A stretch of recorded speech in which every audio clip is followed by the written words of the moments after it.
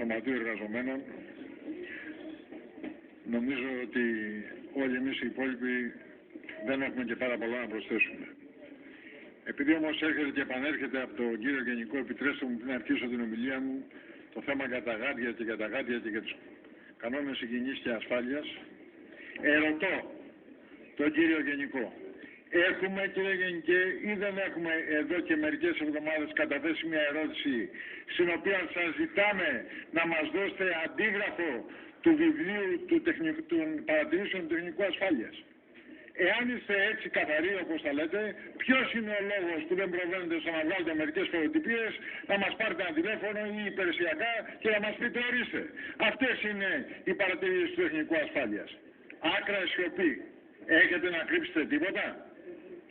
Πάω παρακάτω.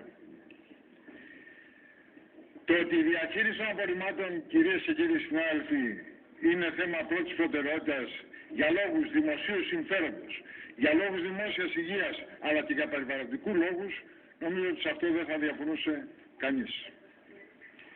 Για τη σημαντική αυτή υπόθεση, η Δημοτική Αρχή έχει δεσμευθεί σε προηγούμενο Δημοτικό Συμβούλιο ότι θα το φέρει να το συζητήσει ενώπιον του Δημοτικού Συμβουλίου.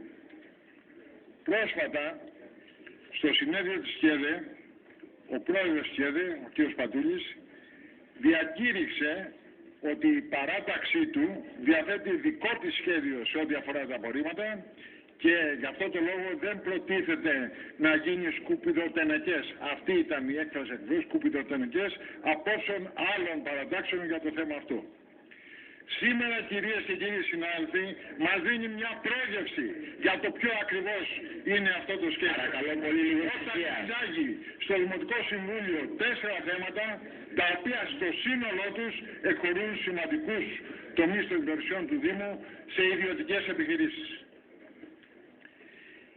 Είναι αλήθεια ότι ο κύριος Δήμαρχος δεν πρωτοτυπεί, παρόλο στις προεκλογικές διαβεβαιώσεις, ότι καμία ιδιωτικοποίηση των υπηρεσιών καθαριότητας δεν πρόκειται να γίνει στο Δήμο Αμαρουσίου.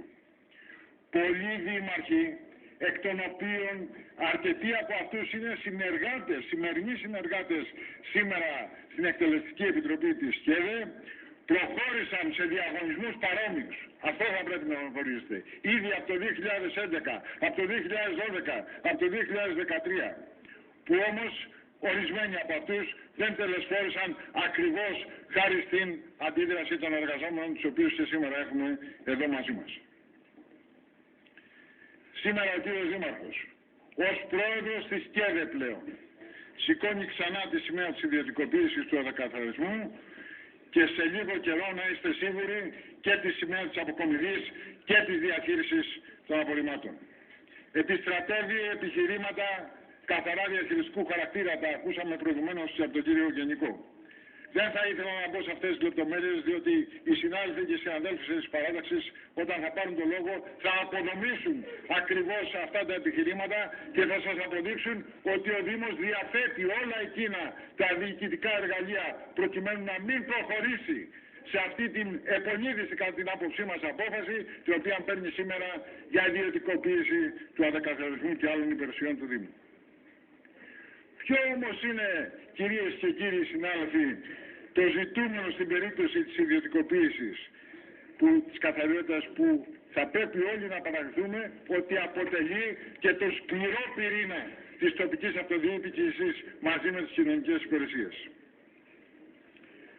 Κύριοι συνάδελφοι, η νεοφιλελεύθερη άποψη και οι υποστηρικτές της, και σε αυτούς εμείς συμπεριλαμβάνουμε και τη Δημοτική Αρχή, ισχυρίζονται ότι με αυτόν τον τρόπο θα μειωθεί το κόστος, θα ελαφρυνθούν οι δημότες από υψηλά δημοτικά τέλη και θα έχουν καλύτερης ποιότητας υπηρεσίας. Η άποψη αυτή δεν συνυπολογίζει ότι μια τέτοια εξέλιξη οδηγεί σε απαξίωση των τεράστιων μηχανολογικών εξοπλισμών, στο οποίο έχουν επενδύσει εκατομμύρια οι δήμοι, οι δημότες με χρήματα δικά τους, και όπως είναι τα ακίνητα και τα μηχανήματα που αγοράστηκαν. Και εδώ, κύριοι συνάδελφοι, θέλω να σας πω, επειδή ο κύριος Δήμαρχος αναφέρθηκε προηγουμένως σε πολυπρότυπο, ότι θέλει να κάνει το Μαρούσι πολυπρότυπο. Κανείς δεν θα διαφωνούσε σε μια τέτοια εξέλιξη. Ας του πούμε όμως και να ξέρει και να τον πληροφορήσουμε ότι πόλεις πρότυπο, όπως παραδείγματος χάρη ο Δήμος της Βιέννης, το 2014 ακριβώς προχώρησε σε δημοψήφισμα για το θέμα των ιδιωτικοποιήσεων. Και ξέρετε ποια ήταν η απόφαση με ποσοστό πάνω από 87%. Προσέξτε, το 87% των δημοτών της Βιέννης πώς τοποθετήθηκε πάνω στο θέμα των ιδιωτικοποιήσεων του Δήμου, που και εκεί ζήταγαν ορισμένοι θερμοκέφαλοι νεοφιλελεύθεροι, τα απορρίμματα ζήτηκαν να προσπαθήσουν, ας πούμε, τότε ενώπιση των Ολυμπιακών Αγώνων, κύριε Δήμαρχε, θα καταφέρω στα πρακτικά ακριβώς αυτό που σημαίνει. Είπαν λοιπόν, οι ιδιωτικοποιημένες επιχειρήσεις ενδιαφέρονται να μεγιστοποιήσουν τα κέρδη τους, την αξία των μετοχών τους και τις αμοιβές του διευθυντικού προσωπικού τους. Αυτό συνήθως συνεπάγεται ότι περιορίζουν τις δαπάνες για τη συντήρηση των υποδομών και τις επενδύσεις, ιδιαίτερα όταν τα τελευταία δεν προσφέρουν σημαντική και σχετική άμεση όθηση στην κερδοφορία τους. Και κλείνουν ή υποβαθμίζουν τις μη κερδοφόρες διαδικασίες, όπως η παροχή υπηρεσιών σε απομονωμένες περιοχές. Αυτό συνεπάγεται στη φθορά των υποδομών και σοβαρά προβλήματα στην παροχή των υπηρεσιών. Αυτά αποφάσισαν το 87% των κατοίκων μιας πόλης που δεν θα διαφωνήσει κανείς εδώ μέσα ότι είναι πόλη πρότυπο. Και δεν αποφάσισαν να δώσουν σε ιδιώτες τις υπηρεσίες του Δήμου τους. Προχωράω, κυρίες και κύριοι συνάδελφοι. Είναι σαφές και αν το έχουν ξεκάθαρο οι εργαζόμενοι, ότι η εκχώρηση των υπηρεσιών καθαριότητας θα επιφέρει χιλιάδες απολύσεις εργαζομένων στην τοπική αυτοδιοίκηση που απασχολούνται. Αντί του ειδικευμένου και έμπειρου προσωπικού που έχουμε αυτή τη στιγμή στην τοπική αυτοδιοίκηση, θα προσληφθούν μετανάστες, θα προσληφθούν ανασφάλιστοι, με ημερομίσθια που θα αρμόζουν, αφήστε τα κύριε Βλάκο, διότι ξέρω πολύ καλά τι λέω, σε δημοκρατική χώρα. Θυμόσαστε κύριοι συνάδελφοι, το 2011, τότε στη μεγάλη απεργία της ΠΟΕΟΤΑ, τι είχε γίνει τότε, όταν είχαν σωρευτεί τα σκουπίδια στους δρόμους της Αθήνας. Απεφάσισε τότε λοιπόν ο κύριος Γκουρός να καλέσει ιδιώτες για να μαζέψουν. Και ήρθαν και είχαμε και εδώ και στο Μαρούσι περιπτώσεις που ήρθαν με συνοδεία των μάτων με περιπολικά ιδιώτες για να μαζέψουν τα σκουπίδια από τους δρόμους. Ερωτάμε, πού βρέθηκαν τόσα απορριμματοφόρα του κουτιού που βγήκαν για να μαζέψουν οι ιδιώτες αυτά τα απορρίμματα που είχαν σωρευτεί. Μην ξεγελιόσαστε. Είναι έτοιμοι από καιρό. Περιμένουν στη γωνία για να πάρουν στα χέρια τους όλο το τομέα της διαχείρισης των απορριμμάτων. Ολοκληρώστε κύριε. Ολοκληρώνω κύριε Πρόεδρε. Εμείς καλούμε τη Δημοτική Αρχή να αφήσει στην άκρη τα σχέδιο της για ιδιωτικοποίηση με τη μέθοδο του Σαλαμίου, διότι αυτό επιχειρείται κύριε Δήμαρχε και κύριοι Δημοτικοί Σύμβουλοι της πλειοψηφίας αυτή τη στιγμή.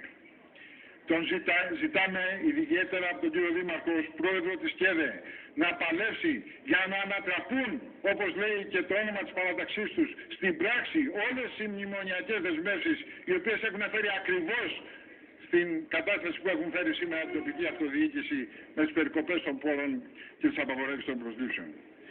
Ζητάμε μόνιμες και σταθερές σχέσεις εργασίας. Και στα πλαίσια αυτά ζητάμε συμπαράσταση ακριβώς στους δημάρχους οι οποίοι αυτή τη στιγμή σέρνονται στα δικαστήρια για να δικαστούν ποινικά ακριβώς επειδή υπεράσπισαν τους εργαζόμενους στους Δήμους και ιδιαίτερα στον τομέα της καθαριότητας. Αντί της εύκολης λύσης του όλα σε ιδιώτες, σας ζητάμε να προβείτε στην επεξεργασία ενός τοπικού σχεδίου δράσης για τη διαχείριση των απορριμμάτων στα πλαίσια ενός κοινού περιφερειακού σχεδιασμού. Τέλος, σας ζητάμε να σταματήσετε να διοχετεύετε τα ανταποδοτικά τέλη σε αλότριες δαπάνες που γνωρίζετε πολύ καλά τι λέω και δεν θέλω να πάω παραπέρα και να προβείτε στις απαραίτητες επενδύσεις στα πλαίσια ενός ολοκληρωμένου διαχειριστικού περιβαλλοντικού σχεδιασμού. Εμείς κυρίες και κύριοι συνάδελφοι, και κλείνω με αυτό, συντασσόμαστε με τον πληθυσμό των εργαζόμενων και θα αγωνιστούμε πραγματικά μαζί τους για να μην περάσουν αυτά τα σχέδια της διοίκησης που αφορούν την ιδιωτικοποίηση των υπηρεσιών του οδοκαθαρισμού. Ευχαριστώ πολύ. Εμείς, τον κύριο Μαγιά και ο κύριος Βλάκος.